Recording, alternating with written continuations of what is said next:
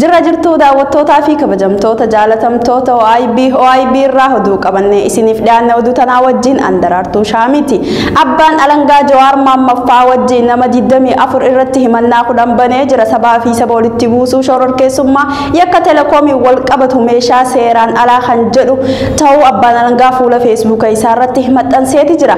Gabaasa dabalata kanaa leelisaa saba akka taanti simbiraan geeya. Abbaan alangaa Jawaar Mohammad dabalatee namoota 24 irratti himannaa baneeti jira. Sabaaf saba walitti buusuu shororkeessummaa yakka telekoomiin wal qabatu meeshaa seeraan alaa kanneen jedhan of keessatti kan hammate ta'uu abbaan alangaa waliigala federaalaaf toora feesbuukii isaa irratti ibseeti jira. Himannaan jedhame kun himatamtoota ta'ee abukaattoo isaanii hin gahin ta'uu mirkaneeffannee jirra. Himannicha keessatti Baqqalaa Garbaa, Hamzaa Booranaa warreen biyya alaa jiran keessaa Dajanee Guutamaa, Dr. Biraanee Masqal Sanyii fi Dr. Saggaayee Araarsaa kan keessatti argaman ta'uu ibsameeti jira. Himatamtoonni namoota siyaasaan filannoo biyyattii moo'uuf qophii guddaa qaban waan ta'aniif paartiin biltiginnaa aangoo irra jiru siyaasaa keessaa isaan baasuuf aangoo isaa cimsachuuf qofa akka isaan hidhe beektoonni biyyaa fi namoonni hedduun kan irratti waliigalan ta'uu fi hidhamtoota siyaasaa ta'uu ibsaniiti jiru.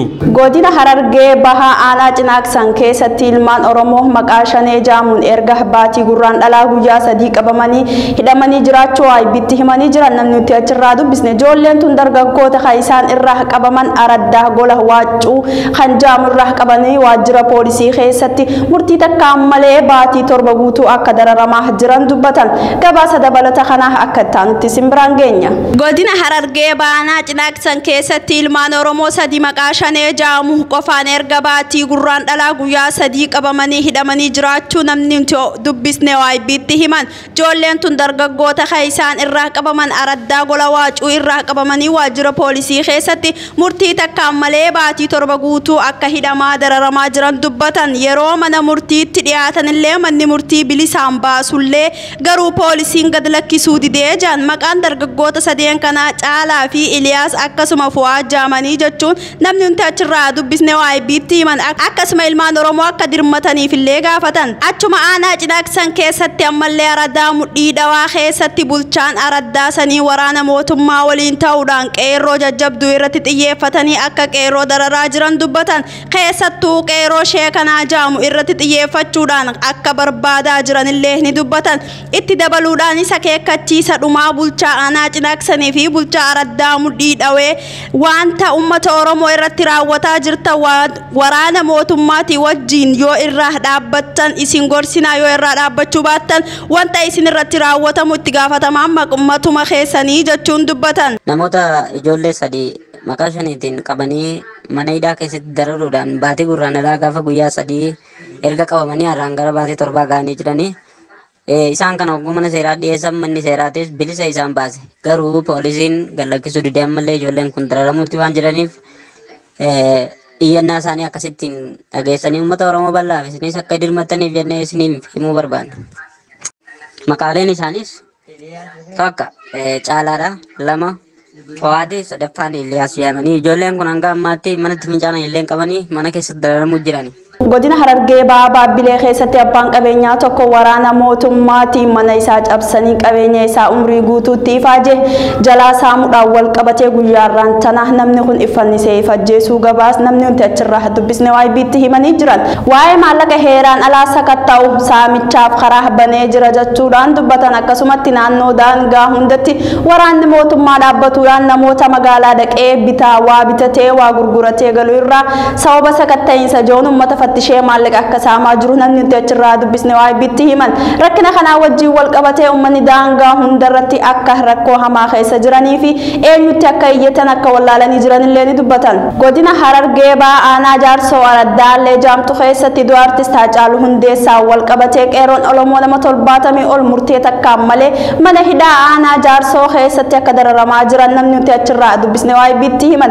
Akkasuma uummata Aanaa Jaarsoo irratti rakkoo gurguddaan akka deemu jiru namni nuti achirraa odeeffannoon timanii jira gabaasa dabalata kana akka taanti simbiraan geenya. Godina Harargee Bahaa magaalaa Aanaa Jaarsoo Araddaallee Jaamtu keessatti du'a artist Haacaaluu Hundeessaatiin wal qabatee eerra Oromoo nama 70 ol murtee takkaan malee mana hidhaa Aanaa Jaarsoo keessatti akka dararamaa jiran namni nuti achirraa dubbisne waa'ee biitti himan akkasuma ummatni Aanaa Jaarsoo rakkoo gurguddaatu irratti deemaa jira nama maqaan isaa Abdii Wallaggaa jaamuun kan waraana mootummaa waliin ta'uudhaan qabeenya namaa balleessitan gaafa artist Haacaaluu Hundeessaa du'e rabshaa dhalatee wajjin wal qabatee ummata akka dararaa jiru dubbatan akkasuma namni Abdii Wallaggaa jaamuun beekamu kun kanaan duraas dhooysatti ummata nagaa basaasuudhaan waraana mootummaa waliin ta'uudhaan rakkoo hamaa akka ummata irratti adeemsisaa ture ni dubbatan.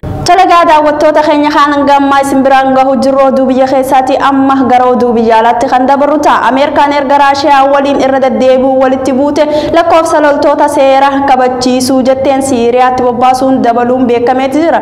Gabaasa dabalata kana hordofaa seenaa akka taanti isin biraan ga'a. Ameerikaan Raashiyaa waliin eega irra deebitee walitti buuteen booda lakkoofsa loltoota seera kabachiisuu jettee Siiriyaatti bobbaasuu dabaluun dhaga'ame. Qondaalonni Ameerikaa akka jaanitti konkolaataawwan waraanaa 6 dabalatee loltoonni 1,000 kaaba baha Siiriyaatti bobbaafamanii akka jiran dubbatu. Naannoo Siiriyaa kana to'achuu irratti Ameerikaa fi Raashiyaa jidduu bara kana mudamni dabaluun ifa jechuunis miidiyaaleen addunyaa guutuun shakkii qaban ibsanii jiran. Tarkaanfiin kun nageenya humnoota gamtaa ni jabeessa jechuun hogganaan humna waraanaa bishaanirraa Ameerikaa Biil Arbaan dubbatanii jiran. Ameerikaan Siiriyaa keessatti eenyu waliinuu lola hin feetu haa ta'u malee gamtaa kana tiksuun garuu barbaachisaadha jedhe. Arbaan Raashiyaa maqaadhaan hin dhoofne garuu ibsa qondaalota Ameerikaa biroorraa baheetu dhimma kana addeessa. Gochaan kun Raashiyaaf mallattoo gaariidha dubbii wal dhabdee kakaasu irraa of qusachuu warra kaaniifillee gaariidha jedhan qondaalli maqaan isaanii hin dhaabne kun. Loltuuwwan kunneen garas kan ergaman humnootni Raashiyaa lafa gamtaa Ameerikaaf humna warra Kurdish akka hin galle dhaabsisuuf dhuma baatii hagayyaa irratti loltoonni Ameerikaa konkolaataa kuushii Raashiyaatiin miidhamanii turan biyyooti lameen wal dhabdee mudateef wal himatu. Raashiyaan mootummaa Siiriyaa yoo deeggarte Ameerikaan immoo finciloota Kurd deeggarte waliin bara 2011 irraa jalqabee Siiriyaa raasee ammallee furmaata waaraa hin arganne.